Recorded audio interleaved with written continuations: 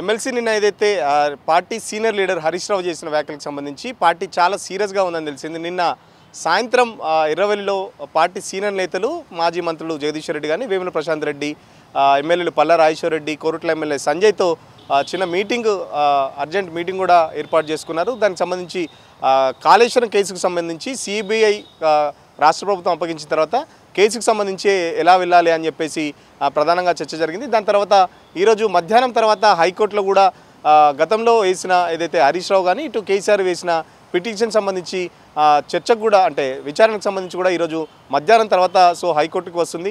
దానికి సంబంధించి అటు సిబిఐకి కేసు పరంగా ఎలా ముందుకెళ్ళాలి, ఈరోజు హైకోర్టులకు సంబంధించి విచారణ ఏ విధంగా ఉండబోతుందనే దానికి సంబంధించి కూడా చర్చ జరిగింది. ప్రధానంగా కవిత నిన్న ఏదైతే హరీష్ రావు మాట్లాడిన వ్యాఖ్యలకు సంబంధించి కూడా కేసీఆర్ చాలా సీరియస్ అయినట్టు తెలిసింది.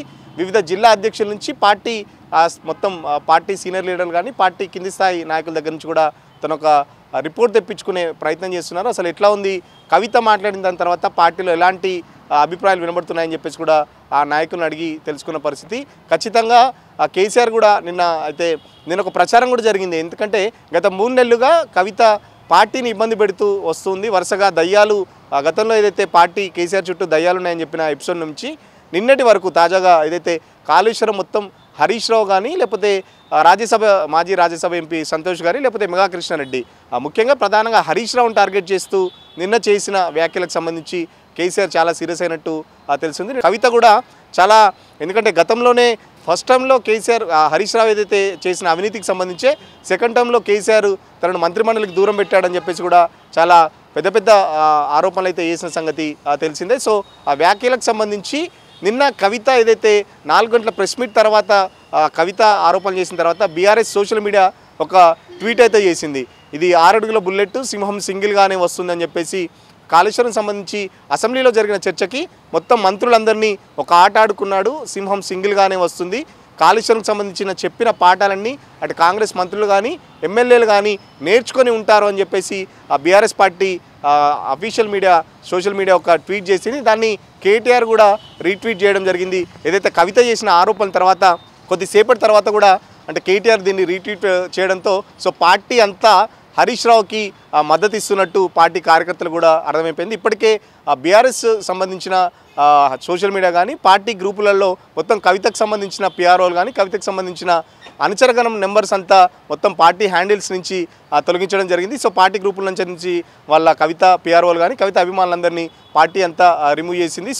ఓవరాల్గా పార్టీ చూస్తుంటే హరీష్ రావుకే పార్టీ మద్దతు అన్నట్టు ఈ ఎపిసోడ్ ద్వారా అయితే అర్థమవుతుంది. కవిత ఒంటరిగానే మిగిలిపోతుందా, అసలు కవితపై చర్యలు ఉంటాయని చెప్పేసి నిన్న ఒక ప్రచారం కూడా జరిగింది.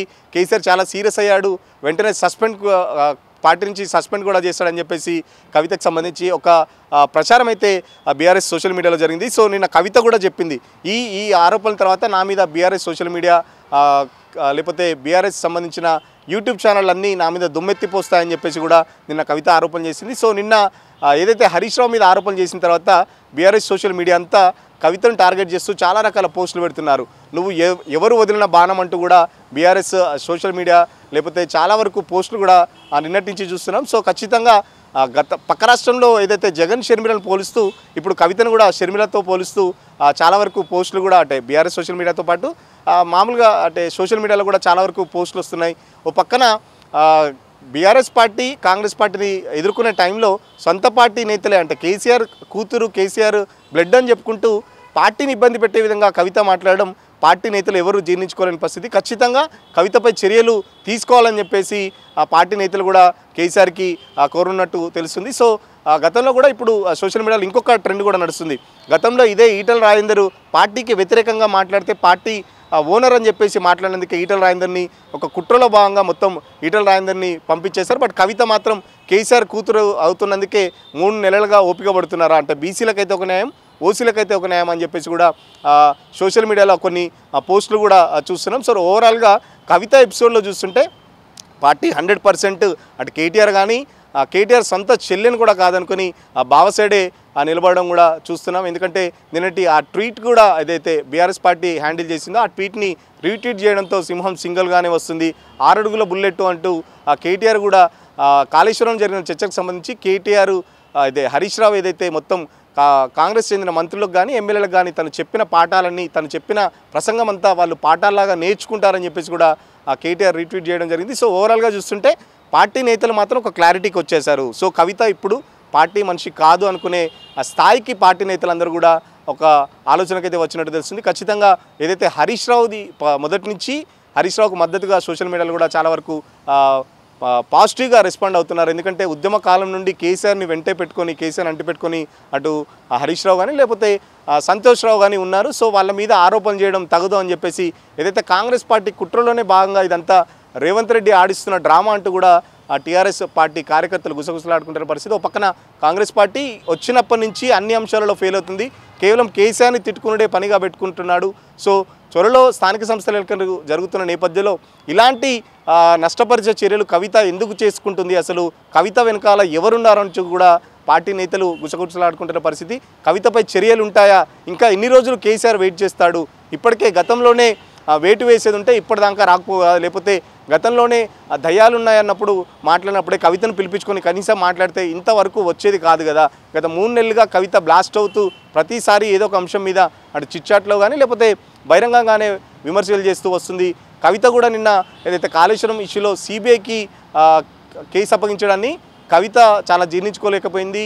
నేను కేసీఆర్ బ్లడ్, నేను కేసీఆర్ వారసురాలని అంటూ కూడా పార్టీ నేతల దగ్గర ఒకంత సెంటిమెంట్ రగిల్చే ప్రయత్నం చేస్తుంది. ఎందుకంటే గతంలో ఏదైతే దయ్యాలున్నాయన్న ఎపిసోడ్లో కవిత కొంచెం నెగిటివ్ ఫీడ్బ్యాక్ పార్టీ నేతల నుంచి ఎదుర్కొంది. దాని తర్వాత కొంతమంది నేతలు అటు పట్టలో కార్తిక్ రెడ్డి కానీ జగదీశ్వర్ రెడ్డి కానీ కవిత గురించి మాట్లాడడం, తర్వాత కవిత వాళ్ళిద్దరి గురించి మాట్లాడడం, పట్టలో కార్తిక్ రెడ్డికి అయితే సీరియస్ వార్నింగ్ ఇచ్చిన పరిస్థితి. తమ్ముడు నువ్వు చాలా చిన్నపిల్లోడివి, పెద్ద పెద్ద విషయాలను నువ్వు కలగేసుకోవద్దని చెప్పేసి కూడా కవిత చాలా సీరియస్ వార్నింగ్ ఇచ్చింది. ఈసారి ఏకంగా పార్టీ సీనియర్ నేత అంటే కేసీఆర్ తర్వాత కేటీఆర్ తర్వాత హరీష్ రావు చెప్పుకోవచ్చు. ప్రధానంగా హరీష్ రావు కూడా ట్రబుల్ షూటర్ అన్న పేరుంది.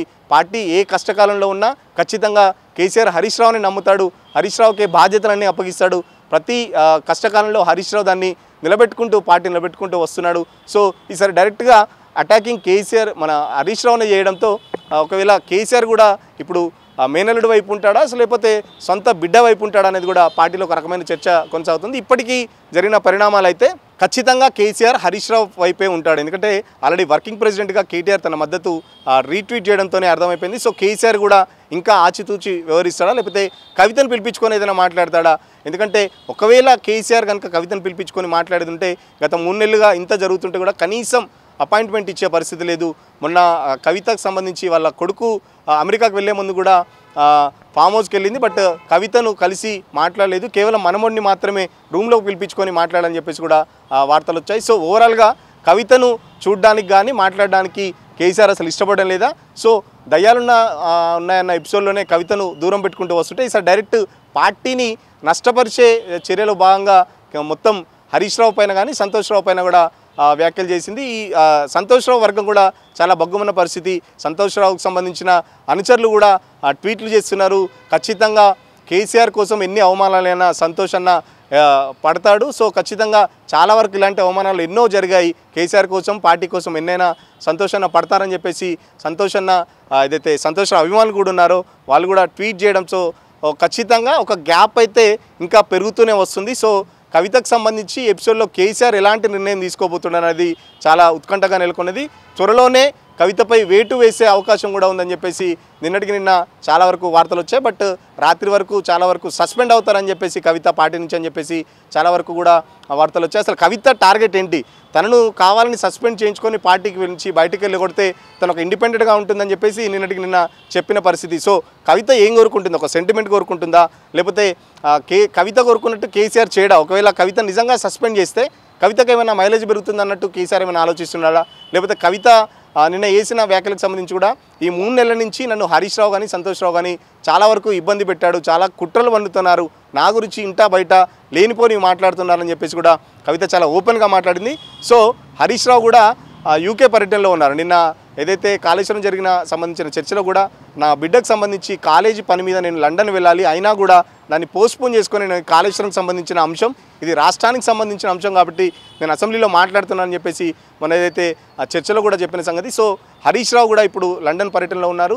సో లండన్ నుంచి వచ్చిన తర్వాత ఒకవేళ చర్యలు ఉంటాయా? ఇప్పటికైతే హరీష్ రావు వర్గం కూడా దీనికి సంబంధించి ఎక్కడా మాట్లాడలేదు. పార్టీకి సంబంధించిన నేతలు కూడా ఎవరు నోరు జారట్లేదు. ఎందుకంటే కవిత ఇష్యూ కాబట్టి కేసీఆర్ లేకపోతే కేటీఆర్ మాట్లాడతారు, సంబంధించి ఎవరు దానికి సంబంధించి ఎవరు మాట్లాడదని చెప్పేసి ఇప్పటికే ఆదేశాలు అయితే వచ్చినట్టు సమాచారం. సో ఎవరు అయితే మాట్లాడడానికి కూడా భయపడే పరిస్థితి. ఓవరాల్గా చూస్తుంటే పార్టీ కార్యకర్తలు కానీ నాయకుల్లో సంబంధించి చాలా వరకు కవిత మీద చర్యలు తీసుకోవాలనే అభిప్రాయాలు వ్యక్తమవుతున్నాయి. కేసీఆర్ కూడా ఆ దిశగా జిల్లా అధ్యక్షులు కానీ లేకపోతే పార్టీలో మొదటి నుంచి ఉన్నటువంటి నాయకులు కానీ లేకపోతే పార్టీకి సంబంధించిన ఎవరైతే ఉన్నారో వాళ్ళు సీనియర్ నేతలు కానీ వాళ్ళందరి దగ్గర ఒక నివేదిక తెప్పించుకొని తర్వాత చర్య తీసుకుంటారని చెప్పేసి కూడా ఒక ప్రచారం అయితే జరుగుతుంది.